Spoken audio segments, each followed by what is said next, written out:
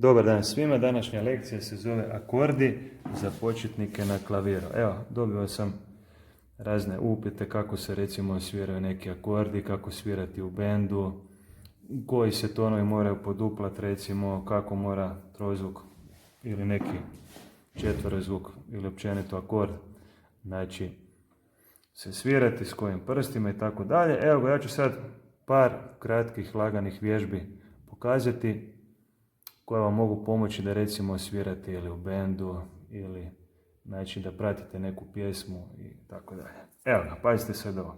Znači običan C-dur. Znači C-dur se sastoji trozvuk od tonova C, E, G. Znači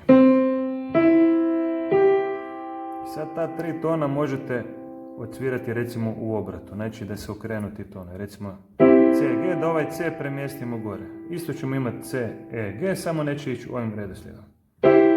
Znači, to je isto C-dur. I ovo je C-dur. Imate recimo u prvom razredu, znači kad se svira ljestvica, trozvuk, onda imate te obrate. Znači. I u drugom i u trećem i općenito, znači kad svirate ljestvicu, kad se sviraju znači trozvuci, onda imamo te akorde koji se okreću. Znači. Evo, ja ću sad dati jednu laganu vježbu, recimo možemo krenuti sa C, E, G u desnoj ruci, a u lijevoj ruci možemo svirati C, C.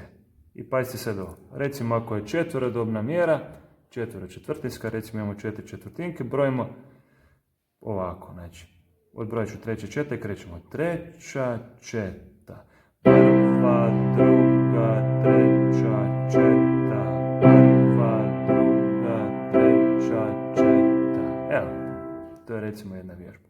Onda to isto možete u obratu, znači E, G, C. Ovo je bio kvintakord, ovo će biti sekstakord, ali ne moramo sad komplicirati s tim nazivima, nego samo znači odsviramo E, G, C. Znači ista ta vježba, prva, druga, treća, četa. Možete vi sad puno puta to recimo odsvirati, onda sljedeća vježba može biti da odsvirate ovo, pa ovo, znači.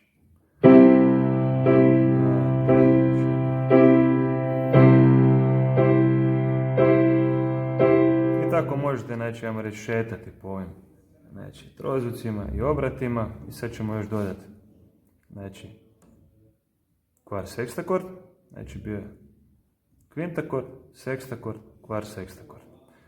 Prva, druga, treća.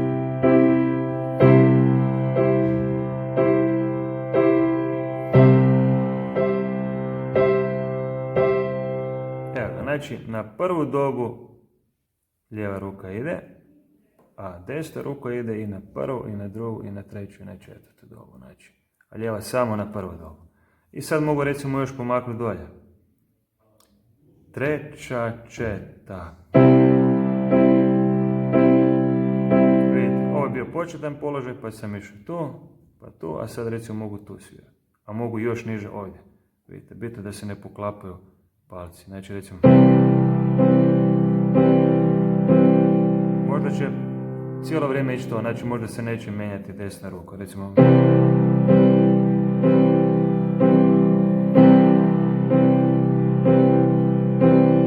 Evo ga, znači to je jedna od vježbi za recimo C-dur. To je prvi, znači stupanj, kvintakord, C, G, dur, kvintakord. I sad znači taj trozvuk možemo znači okretati. Uvijek je C, G, samo je pitanje gdje je C. C je sad recimo prvi ton, tu je treći ton, a tu je u sredini. Vidite. I sad recimo mogu tako nekoliko taktova svirati C-dur sa raznim položajima. Evo ga, vidite ovo. Treća četa.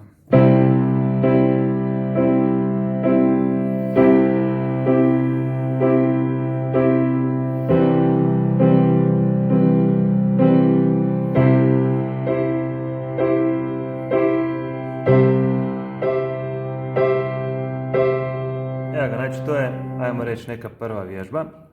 I sada, ovo je bila četverodobna mjera. Sad možemo recimo to isto u trodobnoj mjeri, ako recimo neki valcer. Što ćemo raditi? Znači isto to, samo što će biti tri dobe.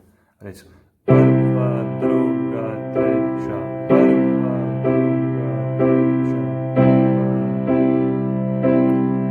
Eva će doći samo na prvu dobu. Prva, druga, treća, ona će u biti davati znači, naznake koja je mjera. Znači ako je prva, druga, treća uvijek je na prvu, znači da je trodobna mjera.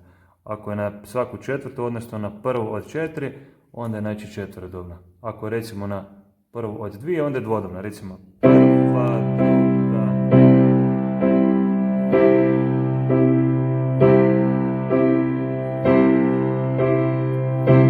I što je jako bitno, znači prva je glasnija, druga je tiša. Recimo prva,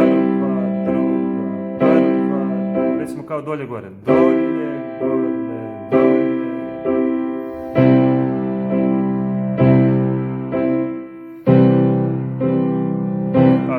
Kad je trodobna, onda prva, druga, treća. Prva je glasna, a druga i treća su tiše. Znači prva, druga, treća,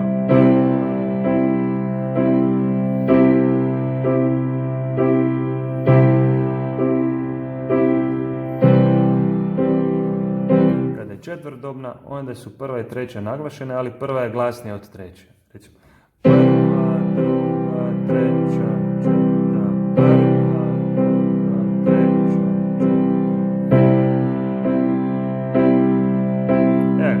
To je recimo sad jedan akord i sada obično u nekoj pjesmi se mogu koristiti recimo 2 ili 3 akorda i sad ću vam ja još pokazati kako bi recimo na četvrtom stupnju se nalazi znači FAC, isto dur kvint akord i sad taj FAC možemo svirati, znači ovo što smo svirali na C, sad samo pomaknemo, znači ovo je prvi ton, drugi, treći, četvrti na ton F.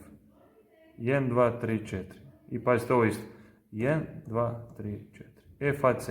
I pazite, sad isto to radimo samo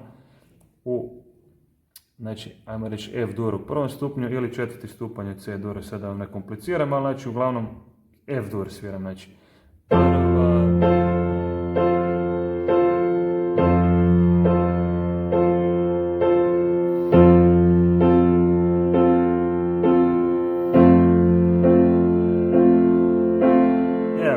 će vam biti sad puno lakše i sad isto to u biti na G sviramo. To je peti stupanj u C duru. Znači sviramo prvi, četvrti i peti stupanj. Tonika, subdominanta i dominanta. Isti ti akordi.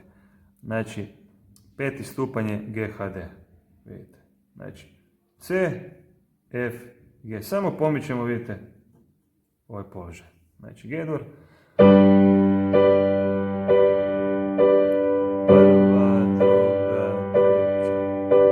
Gledajte sad ovo, znači prvi stupanj ćemo svirati 4 puta, četvrti stupanj 4 puta, peti stupanj 4 puta i onda opet prvi.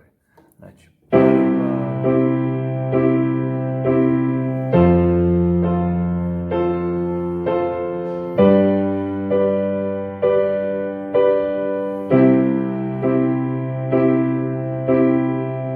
evo, to je sad neka početna vježba, jedna od početnih vježbi koje možete, znači, malo prolaziti doma. Evo ga. Idemo još jednom, znači isto treća, četa.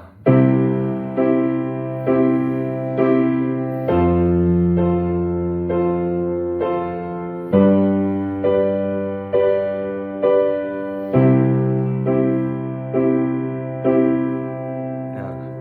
To je jedna od vježbi i sad ću vam pokazati još jednu zanimljivu vježbu koju smo mi recimo u srednjoj školi na harmoniji učili. Pazite sad ovi akordi. Znači prvo ovo imate. I onda ovo. Pa desna ruka ovo ponovi sa drugim prstima.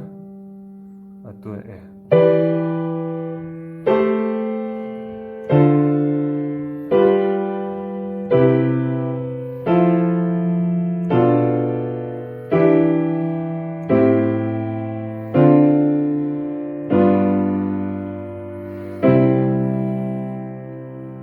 Ovo se zove istodobno kad sviramo akorde, a sad ću rastavljeno. Znači.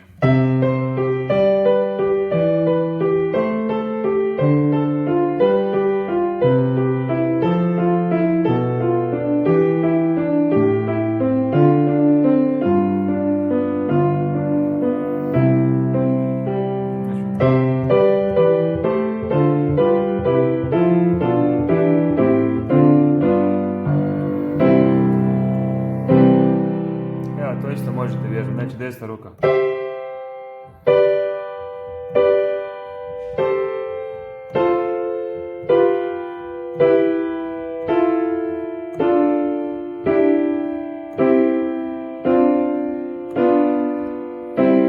Jako zgodno. Imamo C, G, E, A i sad za jedan ton se samo spušta.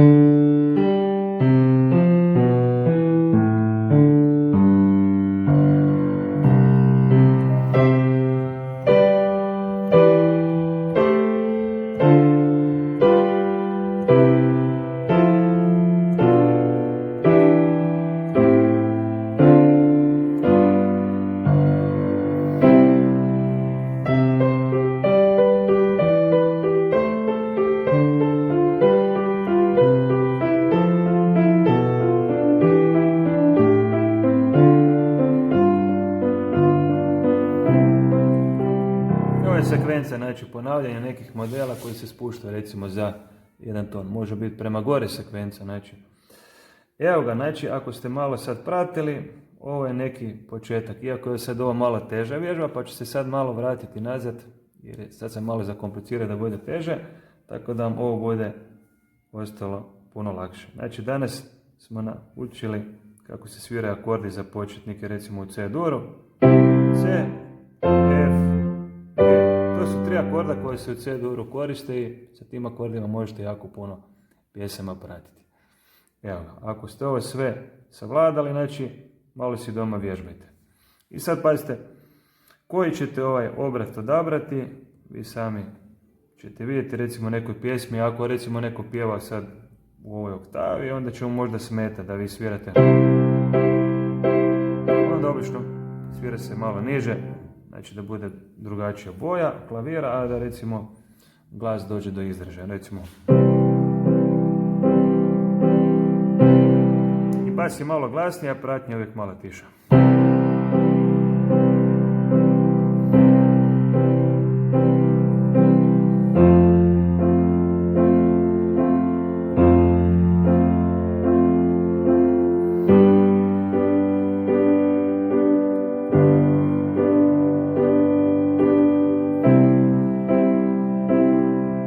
Možete kombinirati ovu desnu ruku, a u basu obično se svira samo to. Sad ako hoćete još malo naprednije, pazite sad ovu vježbu.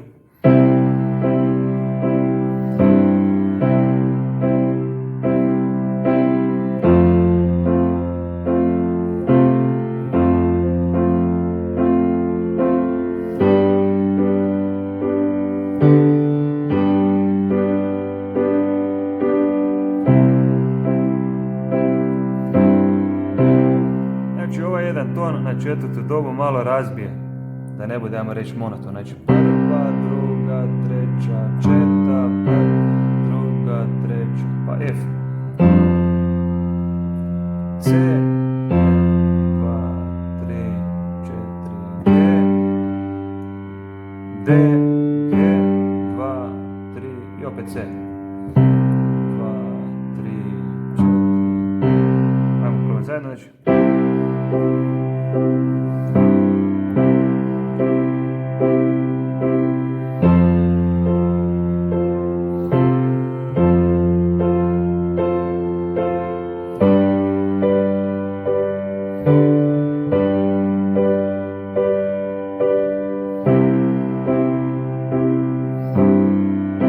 Znači bitno je da ova desna ne prekrije, da svirate recimo.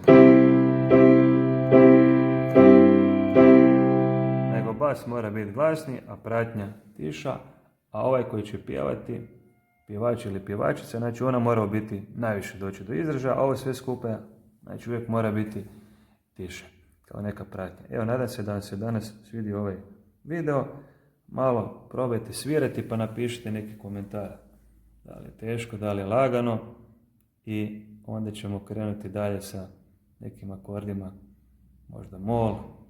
Evo, nadograđivat ćemo. Znači, bitno da ovo savladate, ovu vježbu. Evo, hvala na pozornosti i lijep pozdrav.